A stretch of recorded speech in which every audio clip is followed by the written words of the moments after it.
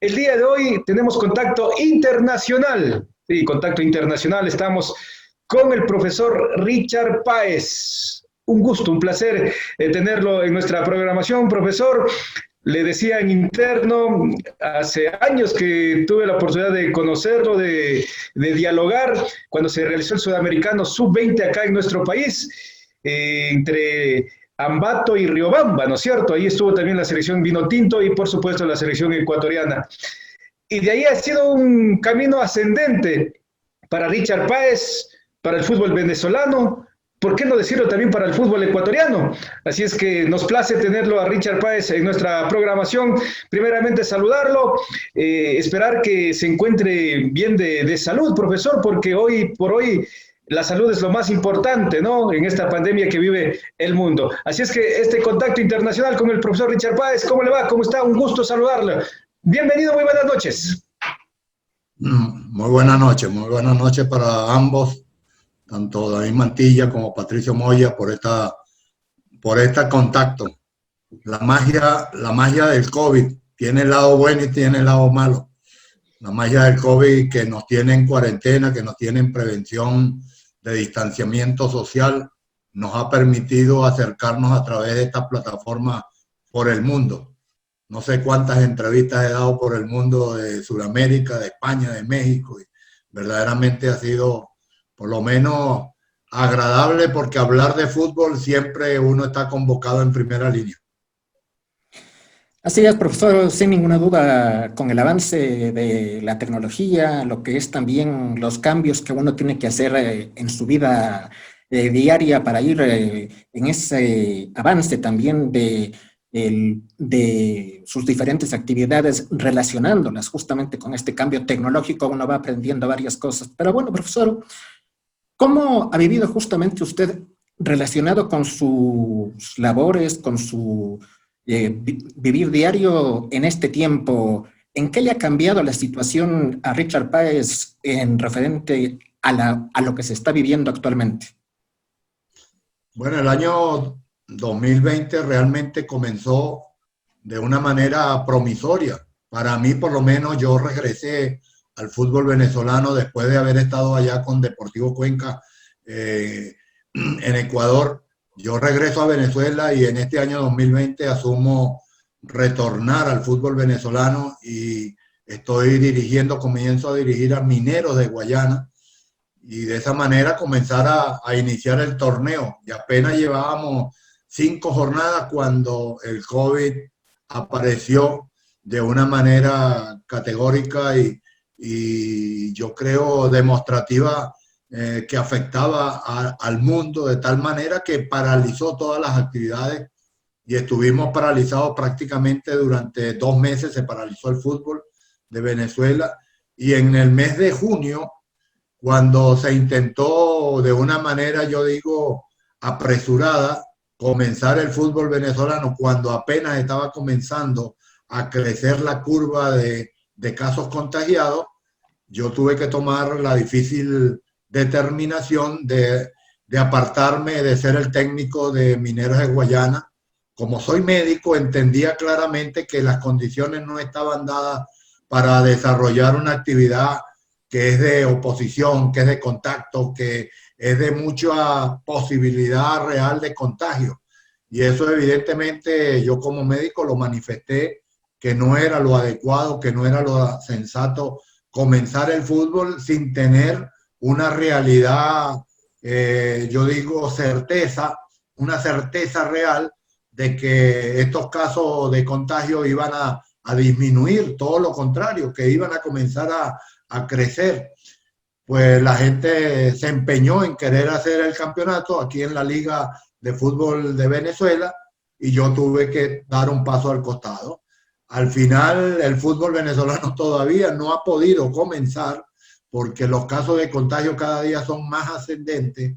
Hoy estamos en plena curva del pico todavía de mayores contagios en Venezuela y el fútbol venezolano todavía no ha podido reiniciarse.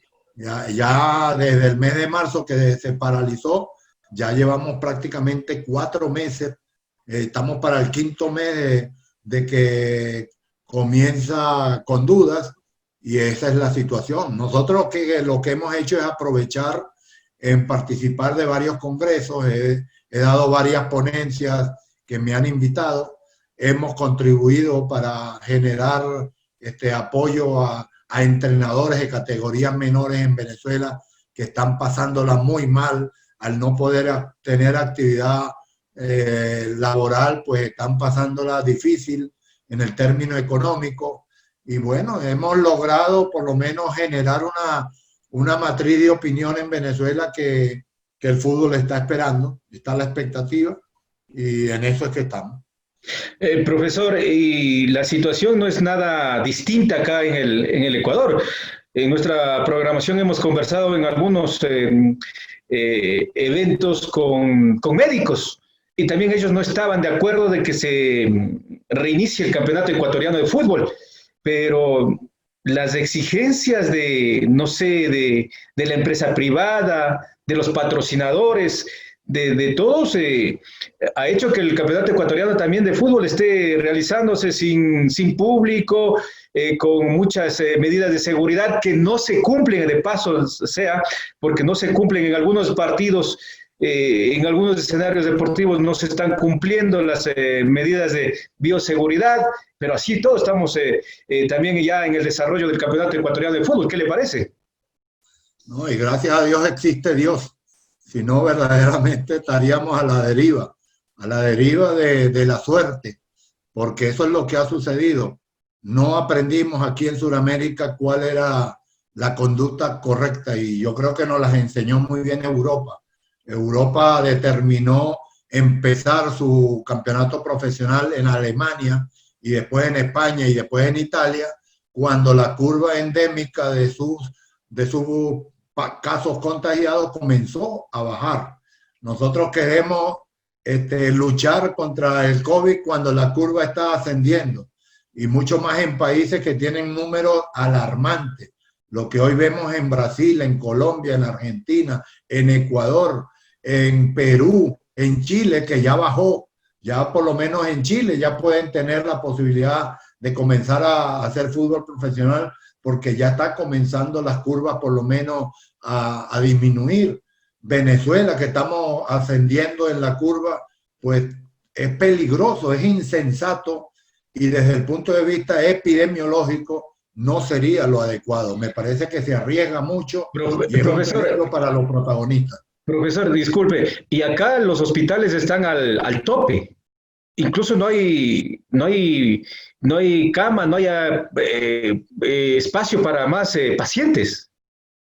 No, y lo peligroso que es esta enfermedad, que los más vulnerables de contagio son nuestros médicos, el personal de salud, enfermeros, los camilleros, los que trabajan en los servicios de radiología, los que están en contacto permanente en las labores de salud. Y entonces hacer fútbol, que no es fútbol, porque eso no es fútbol, es un remedio de fútbol, porque jugar al fútbol sin gente en la tribuna, eso no es fútbol de competencia. Jugar al fútbol sin tener el espíritu de presión a lo que uno se somete en cada partido, eso no es fútbol. Eso es la intención de jugar a un fútbol, pero al estilo año 2020. No, esto quedará registrado en la historia como un año bizarro, como un año que verdaderamente marcó al mundo porque lo paralizó y que esos son mecanismos del ser humano, de la sociedad para volverse a reencontrar. Pero yo creo que evidentemente hay que tener la prudencia, se ha apresurado muchas medidas y bueno, gracias a Dios poco a poco se ha ido reinsertando la actividad social de los países. Yo soy por lo menos de la opinión que antes que el fútbol había que reactivar la economía, porque no puede ser que el fútbol primero y después la economía atrás, y mucho más peligroso reactivar colegios. Entonces, creo que evidentemente el fútbol es una medida, pero que hay que tomar medidas sensatas, que es lo que uno como hombre de fútbol es lo que siempre espera. Sí, totalmente de acuerdo, profesor. Y lamentablemente, siguiendo con esto, justamente, si hablamos del fútbol, Estamos a pocos días de que retorne la actividad en Copa Libertadores, que será a nivel internacional. La Conmebol se ratificó también hace pocos días de que las eliminatorias empezarán en el mes de octubre. Y esto hará que sean los viajes que se tienen que realizar de los diferentes equipos y selecciones, que tenga que darse todo el ajetreo de los viajes, los exámenes, el contacto con otras personas. La situación se puede complicar más. No, es inimaginable la cantidad de dificultades que van a sobrevivir estos protagonistas de nuestras selecciones, de nuestros equipos principales en Copa Libertadores, de hombres y mujeres que van a estar viajando, representando ante la obligación internacional y llevando y trayendo en un contacto que ahora no va a ser regional, ni siquiera nacional, sino internacional. Y eso hay que tener la capacidad que tiene Europa. Europa hoy está haciendo un torneo nacional de selecciones que evidentemente sin público, sin nada, pero lo han hecho con una protección sanitaria que es muy rígida, que es muy exigente y que la están cumpliendo porque tienen la capacidad profesional para responder y la cantidad económica para también responder ante lo que significa hacer un protocolo sanitario adecuado. Yo no sé si eso se va a poder cumplir en Sudamérica. Yo no sé si se va a poder hacer verdaderamente un protocolo de cuarentena. ¿Qué pasará con aquellos equipos que van a participar de repente en un partido en un país que está con mayor nivel de exigencia? Hablando de Paraguay, suponiendo, y Uruguay, que son los que menos cantidad de casos contagiados, y que vayan a jugar contra un equipo en Brasil, que vayan a jugar contra un equipo en Argentina, en Colombia, o en Venezuela, o en Perú, o en Ecuador, y que lleven, ahora sean ellos los que traigan de nuevo un rebrote de la enfermedad del COVID a sus países que prácticamente tienen frenado las curvas de contagio. Entonces, no sé, yo no me atrevo a dar una opinión, sino a rezar, a hacer que Dios quiera que todo pase de la mejor manera, que no haya nada que lamentar, que cada uno de los integrantes de estos equipos que van a viajar tengan la capacidad suficiente de protegerse, que no vaya a haber contagio que lamentar, mucho más que lleven los contagios a sus casas, que es lo peligroso, porque normalmente el jugador tiene la capacidad inmunológica, muchos de ellos para resistir. La mayoría de esa edad, entre 15 y 39 años, son hombres o mujeres que se contagian, pero son asintomáticos, pero son propagadores, son contagiadores y que pudieran contagiar a su familia.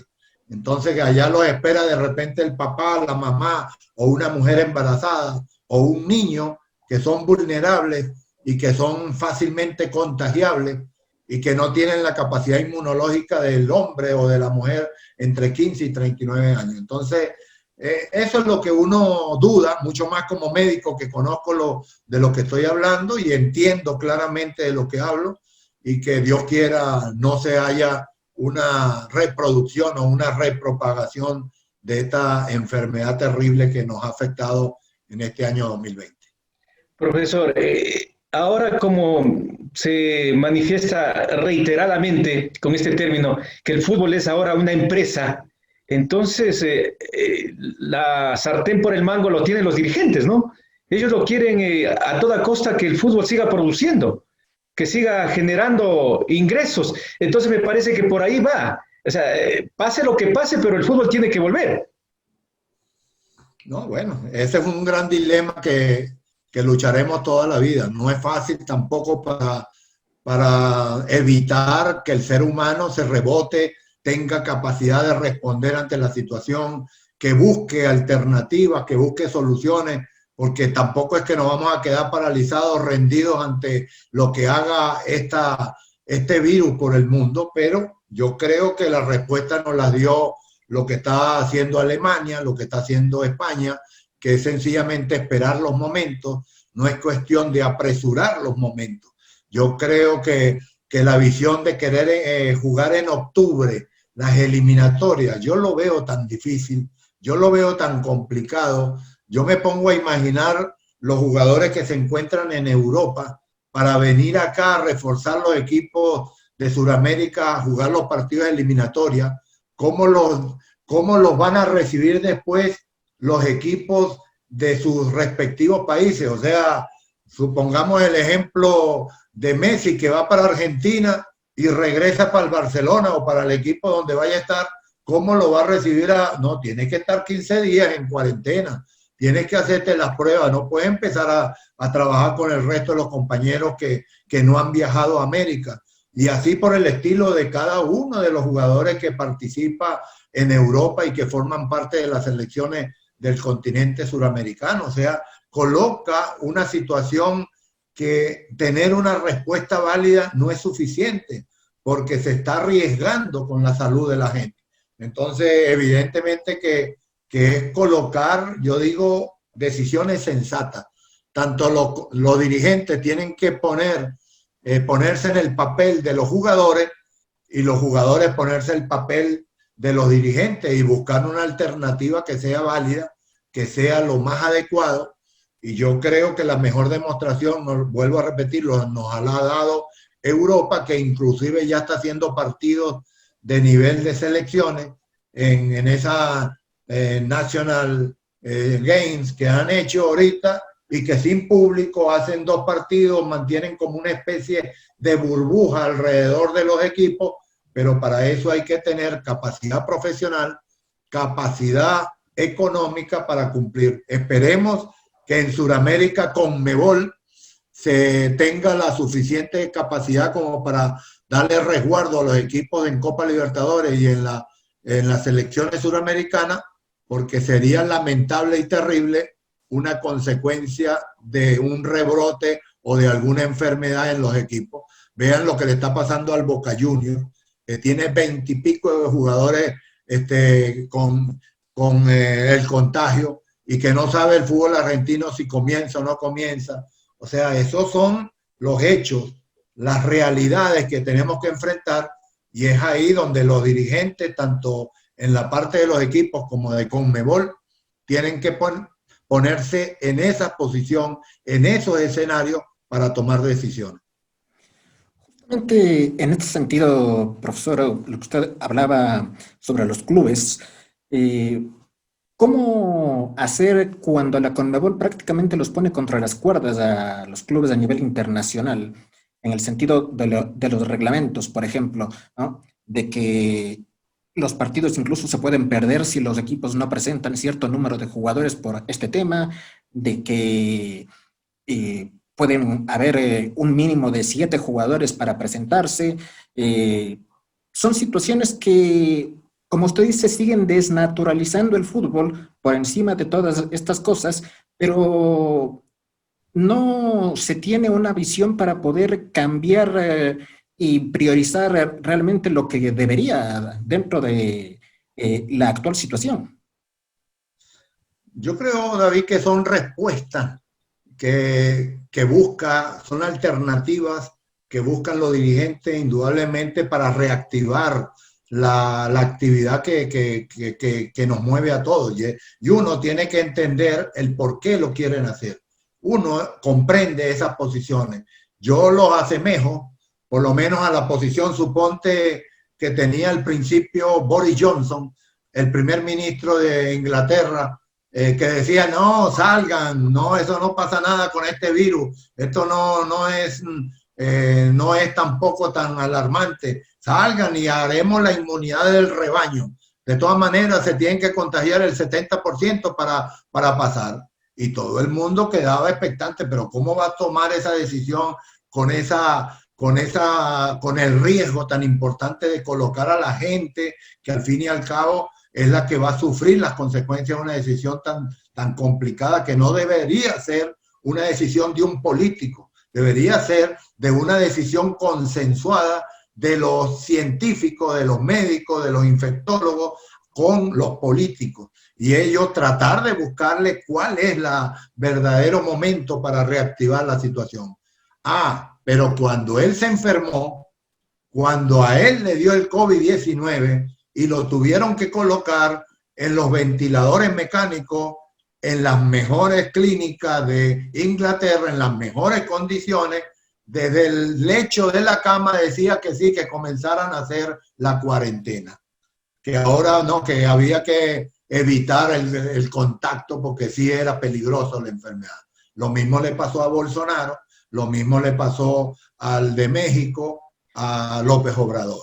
O sea, aquellos que se atrevieron a retar, porque son líderes políticos, a retar a una condición que es biológica, que es de célula, que es de salud, que no podemos controlar, que no tenemos un tratamiento ni vacuna que en este momento podamos darle a la gente, lo único que nos queda es prevenir. Entonces eso es lo que hay que aprender, de eso es lo que hay que aprender.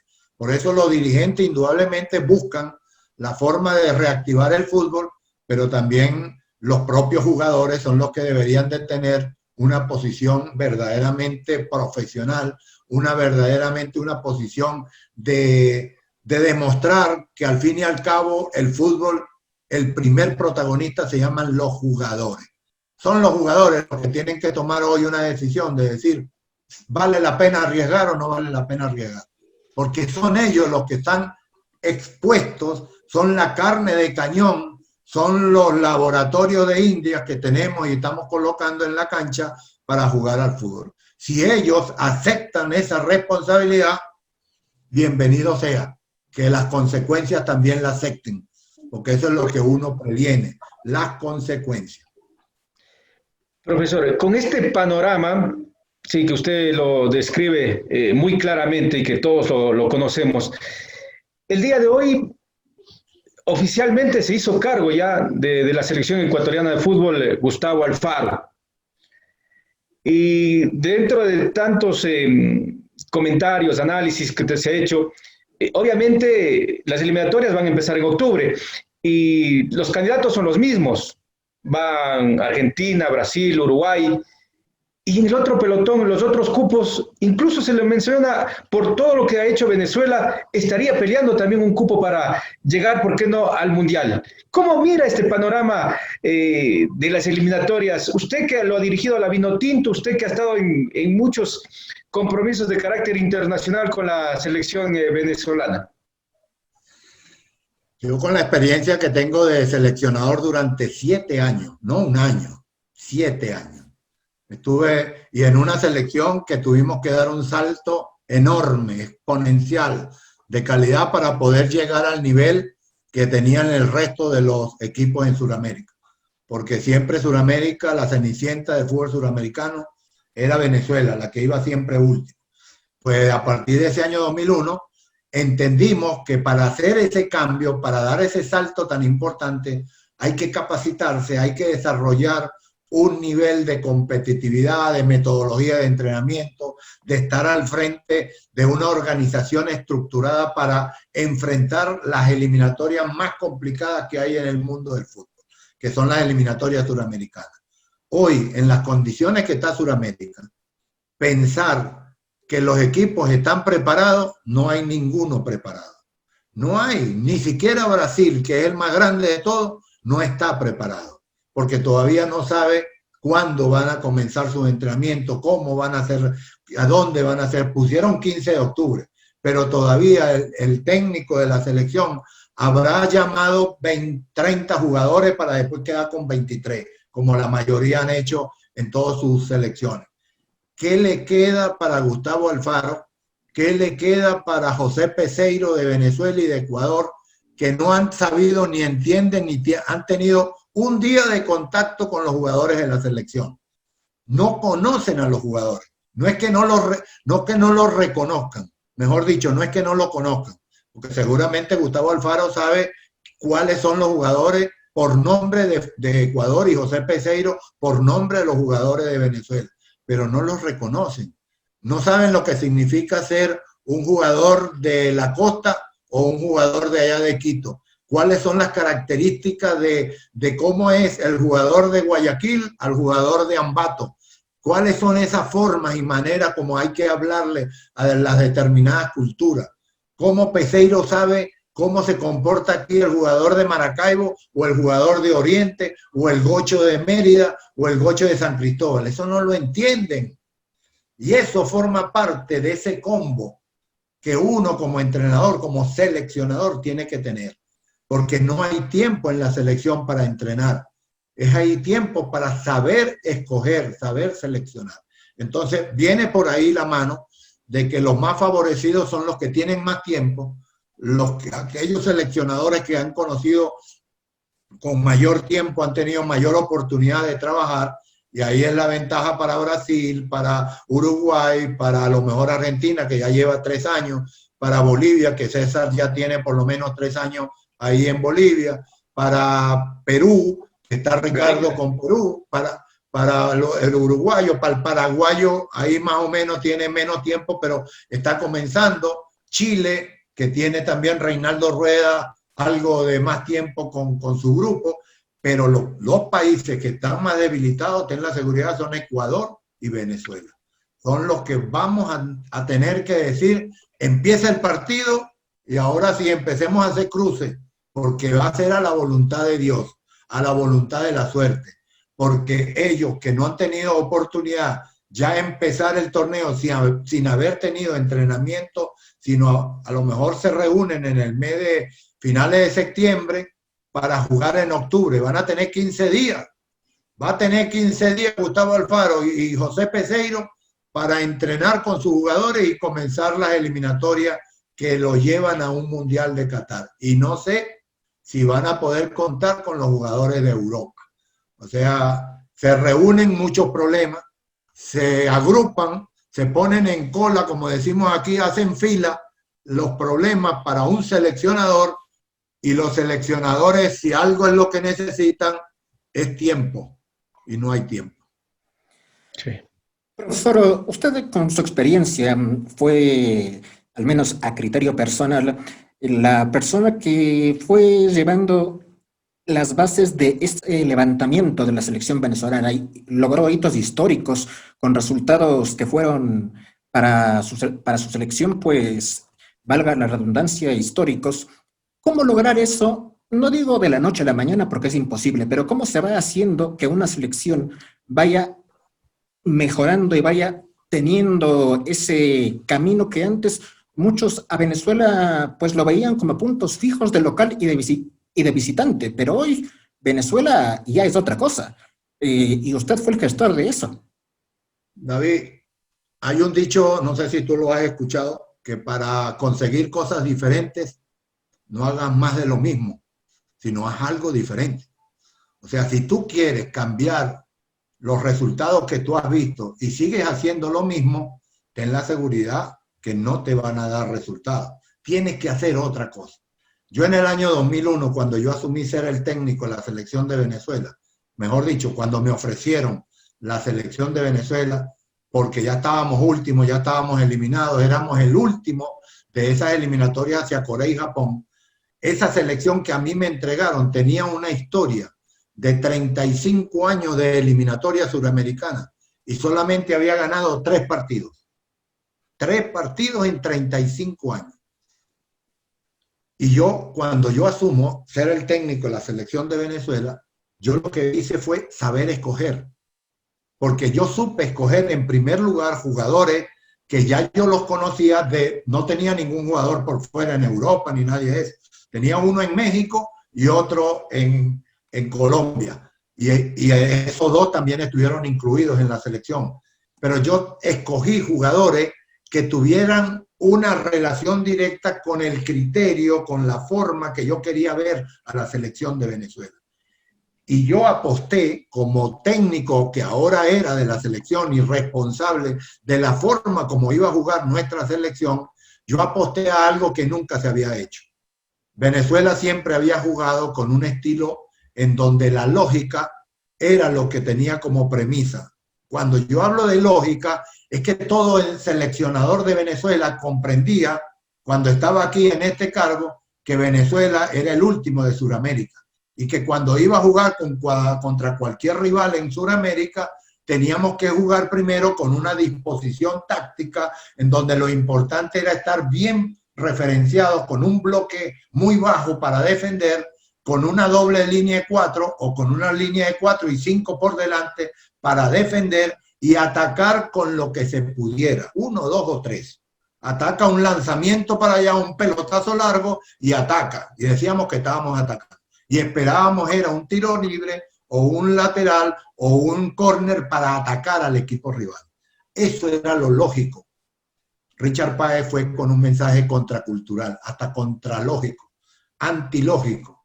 Richard Páez sí creía en que el jugador venezolano tenía potencial y capacidad. No teníamos mucho, pero sí teníamos jugadores para desarrollar un fútbol en donde nosotros nos consideráramos los protagonistas, en donde nosotros como venezolanos, yo le di la oportunidad a mis jugadores de jugar echados para adelante y creyendo en ellos, porque yo comencé a jugar con 2 laterales de salida, ya no eran marcadores, sino laterales volantes. Yo comencé a jugar con 2 centrales que yo los retaba cada vez que me rechazaban la pelota. Yo trataba de que mis centrales, cada vez que cabecearan o cada vez que quitaban una pelota, estaban iniciando una salida ofensiva. Tenían que hacer un pase a un compañero, no era rechazo nada más.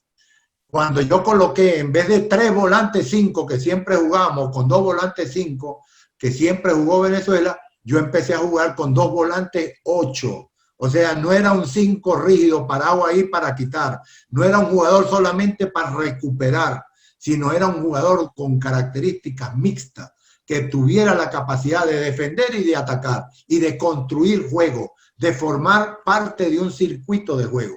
Y lo peor, lo máximo que yo hice para demostrar cómo estaba convencido de que el futbolista venezolano era capaz de jugar con un estilo ofensivo, es que yo coloqué 3 volantes 10, 3 zurdos.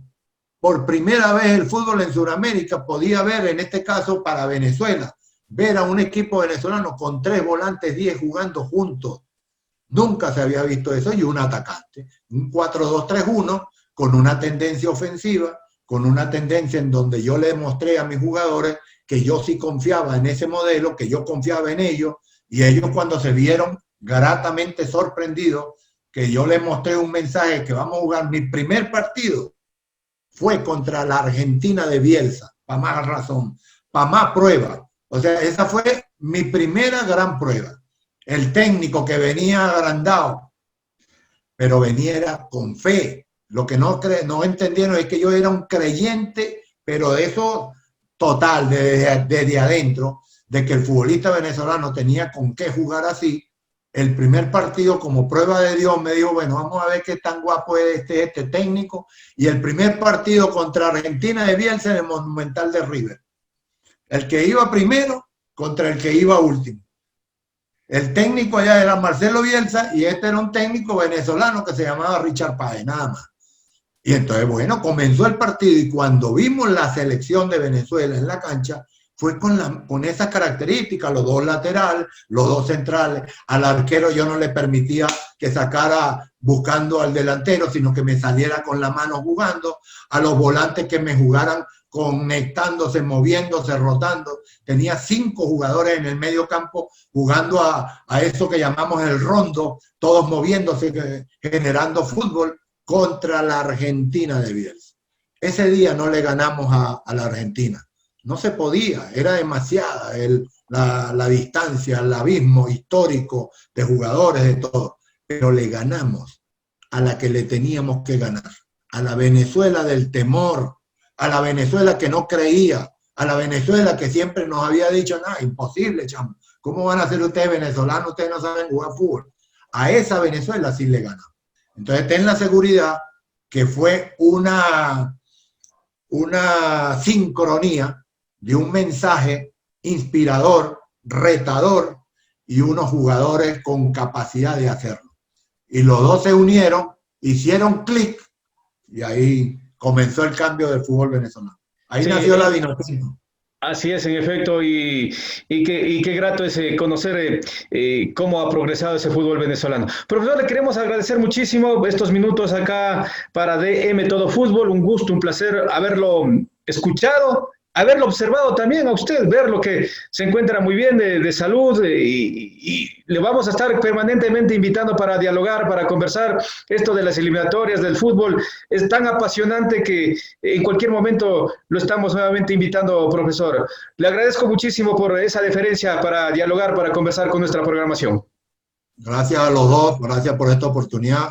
Gracias, Ecuador, lo viví muy bien allá con Deportivo Cuenca, lo disfruté. Muy buen torneo nacional que ustedes tienen, de lo mejor que hay en Sudamérica. Los felicito y bueno, Dios quiera que le vaya bien también en el torneo suramericano. Bendiciones para todos y en esta casa no entra el COVID. Aquí la tenemos cerrada. Gracias, profesor. Gracias. Acá también. Gracias, profesor. Muy buenas noches.